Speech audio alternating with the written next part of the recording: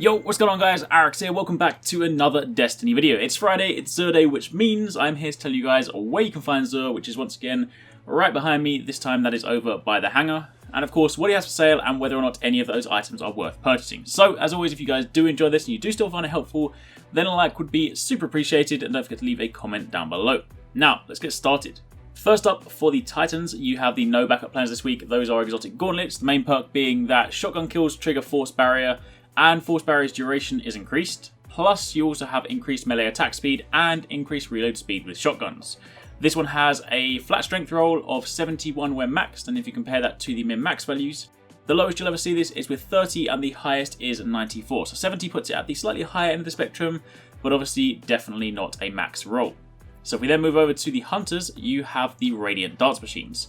The main perk on this is that you move more quickly while aiming your weapon, so of course that's great for Crucible, generally speaking, especially when you're aiming down sights and whatnot. Then you can of course, strafe left and right a lot quicker. Plus it also increases the amount of sniper rifle ammunition you can carry, and you get increased agility for 5 seconds after a void double kill. This one has an intellect discipline roll, 57 and 59 respectively when maxed, and if you compare that to the min-max values, the lowest you'll ever see this is with 40 in intellect and 40 in discipline, and the highest is 79 in both. So these are, generally speaking, around the middle-ish region. Definitely not a great roll once again, but either way, definitely not the lowest you can see it.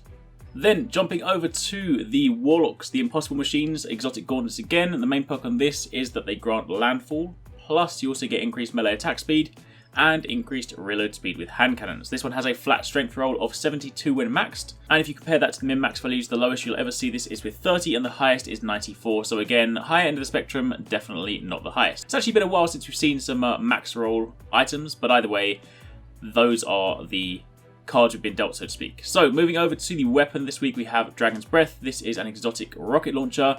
It received an overhaul in year 2, so the year 1 version was, truth be told, a bit of a joke. It deals solar damage. Main perk here is of course Napalm, where you release the trigger after firing the weapon to drop a solar damaged napalm canister. Now there's a video of the year 2 version over on the channel that I did quite a few months back, if you do want to see it in action.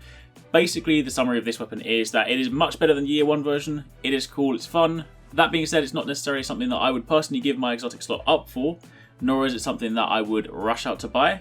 But if you are looking for something to fill your collection, or maybe you're just looking for some fun to mess around with, then it is an option. It's definitely not a bad weapon, it is just not something that I would consider a top tier heavy weapon. However, on top of that, you also have Surplus, where you can expect to find more ammo for this weapon, and you have Who's Next, where a kill with the final round in the magazine increases the reload speed. So, that is the exotic weapon.